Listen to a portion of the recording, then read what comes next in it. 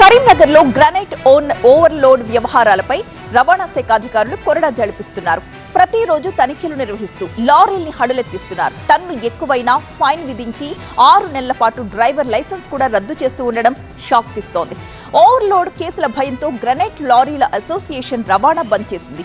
4-5 రోజులుగా గ్రానైట్ లారీలు నిలిచిపోవడంతో డ్రైవర్స్ కూడా ఆందోళన పడుతున్నారు. కేసుల విషయంలో ఆలోచించాలని అటు లారీల అసోసియేషన్ ఇటు డ్రైవర్లు విజ్ఞప్తి చేస్తున్నప్పటికీ తగ్గేదే లేదంటున్న ఆర్టీఓ అధికారుల హెచ్చరికలు చర్చకు దారితీస్తున్నాయి.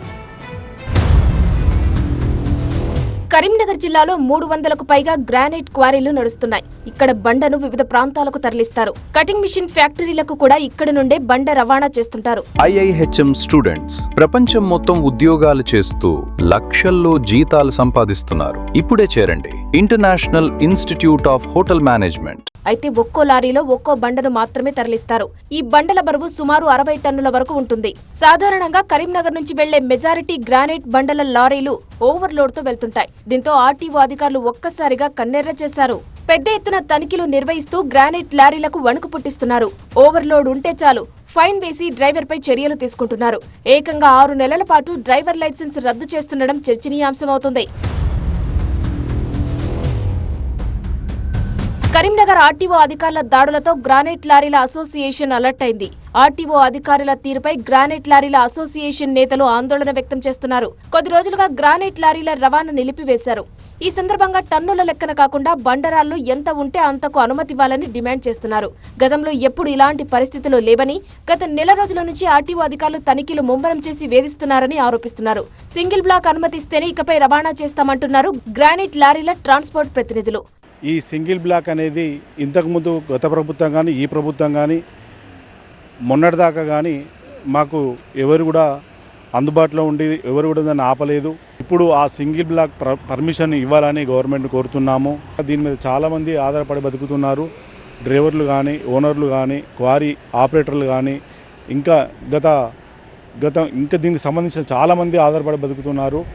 దీన్ని ప్రభుత్వం మానందు దయతలిచి మాకు పర్మిషన్ ఇవ్వాలని కోరుకుంటున్నాం.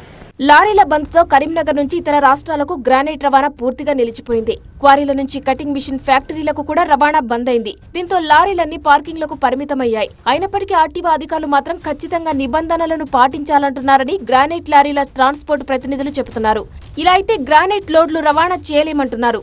సింగిల్ బ్లాక్ కు అనుమతి ఇవ్వడమే సమస్యకు పరిష్కారమని స్పష్టం చేస్తున్నారు. అంతేకాదు లారీల రవాణా ఆగిపోతే వేలాది మంది ఉపాధిపై ప్రభావం పడుతుందని గ్రానైట్ లారీల అసోసియేషన్ ప్రతినిధులు అంటున్నారు. ప్రభుత్వ పెద్దలు ఈ ఓవర్లోడ్ కేసుల వ్యవహారం, సింగిల్ బ్లాక్ అనుమతుల డిమాండ్పై దృష్టి సారించాలని కోరుతున్నారు. మాకు ఒకటే కావాలి, ఒక సింగిల్ బ్లాక్ పర్మిషన్ కావాలి, అంతకుమించి మాకు వేరే ఏం లేదు. దీని మీద చాలామంది డ్రైవర్స్, చాలామంది ఇంకా కిరాణా వాళ్ళు చాలామంది బతున్నారు. మాకు వేరే ఏం లేదు, ఒక సింగిల్ బ్లాక్ పర్మిషన్ ఇవ్వాలి. ఇంతకుముందు మాకు సింగిల్ బ్లాక్ పర్మిషన్ ఇచ్చారు. ఇప్పుడే కొంచెం మాకు ఈ గవర్నమెంట్ ఇబ్బంది పెడుతుంది.